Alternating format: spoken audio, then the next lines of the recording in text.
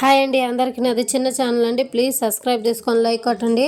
ఇక్కడ వచ్చేసి మనం గుత్తి వంకాయ ఫ్రై చేసుకుందాం. గుత్తి వంకాయ ఫ్రైకి ముందు కడాయి పెట్టుకొని 2 స్పూన్లు ఆయిల్ వేసుకొని కొంచెం మినపప్పు, కొద్దిగా జీలకర్ర, కొద్దిగా ధనియాలు వేసి వేయించుకోవాలి. బాగా ఎర్రగా వచ్చేంత వరకు దోరగా వేయించి మిక్సీ అన్నీ ఫ్రై చేసుకొని మిక్సీ గిన్నెకి వేసేసుకొని మెత్తగా మిక్సీ పట్టుకోవాలా.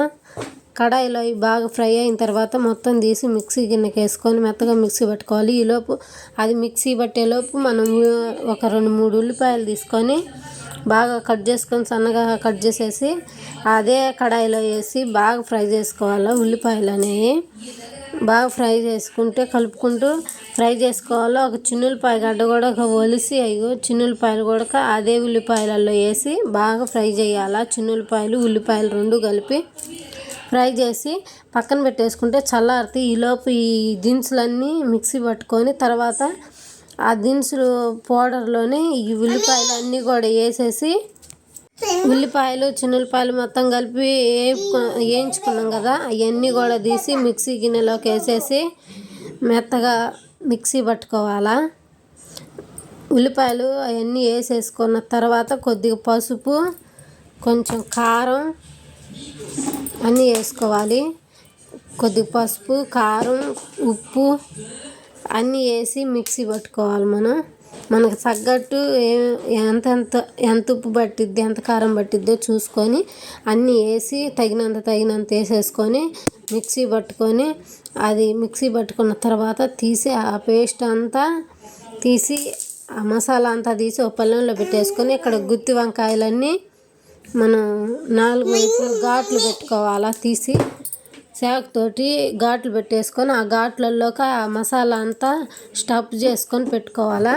మనం ముందుగా మసాలా దినుసులు వేయించుకున్న కడాయిలోనే కొద్దిగా 2 స్పూన్లు ఆయిల్ వేసుకొని లో ఫ్లేమ్లో మంట పెట్టుకొని మనం మసాలా అంతా గుత్తి వంకాయకి స్టఫ్ చేసుకున్న గుత్తి వంకాయలన్నీ కడాయిలో వేసేసుకొని లో ఫ్లేమ్లో మంట పెట్టి 10 నిమిషాల పాటు మూత పెట్టి బాగా మగ్గించుకున్నామంటే కలుపుకుంటూ గుత్తి వంకాయ ఫ్రై సూపర్ వస్తుంది. ఒకసారి ట్రై చేయండి, సూపర్ ఉంటుంది.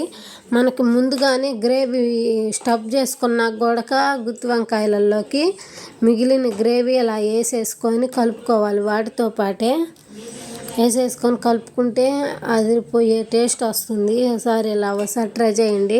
నా వీడియో ఫస్ట్ టైం చూసేవాళ్ళు ప్లీజ్ సబ్స్క్రైబ్ చేసుకోండి.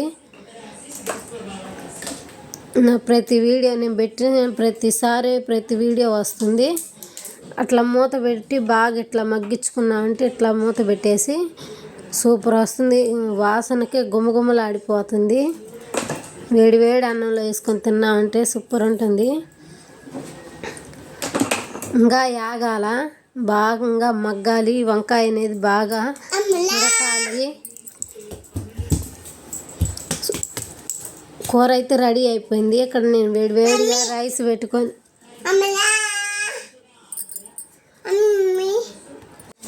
వేడిగా రైస్ పెట్టుకొని గుత్తి వంకాయ ఫ్రై చేసుకొని ఆ ఫ్రై చేసుకొని తింటుంటే అసలు ఆ వేడి రైస్లో అసలు సూపర్ ఉంది.